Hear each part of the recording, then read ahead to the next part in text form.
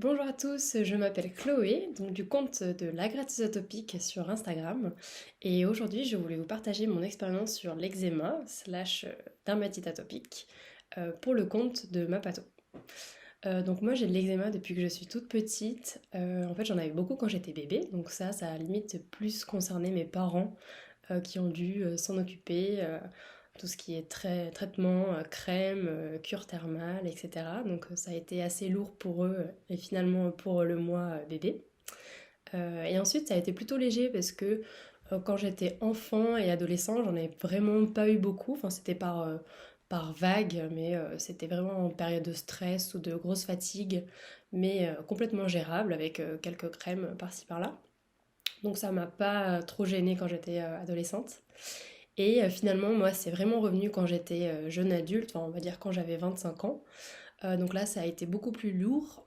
En plus, ça a été une période où j'avais déménagé, donc j'avais plus vraiment de dermatologue référent. Donc ça, c'est vrai que je me suis engagée à cette période-là dans le traitement de cette maladie qui quand même prend du temps et de l'énergie.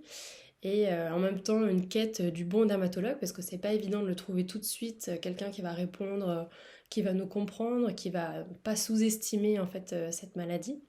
Parce que ça, c'est vraiment important, je trouve. On est souvent un peu traité comme. Un peu traité comme un inconfort, alors que c'est vraiment une gêne au quotidien et une vraie maladie. Donc, ça a été vraiment déterminant dans mon traitement de trouver le bon spécialiste à qui parler et qui a réussi justement à prendre en main cette maladie avec moi.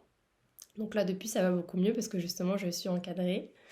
Et une autre phase un peu déterminante dans cette un peu guérison, on va dire, ça a été justement mon petit compte de la gratteuse atopique sur Instagram, où en fait je fais un peu état des scènes donc quotidiennes de quelqu'un qui a de l'eczéma, mais avec humour.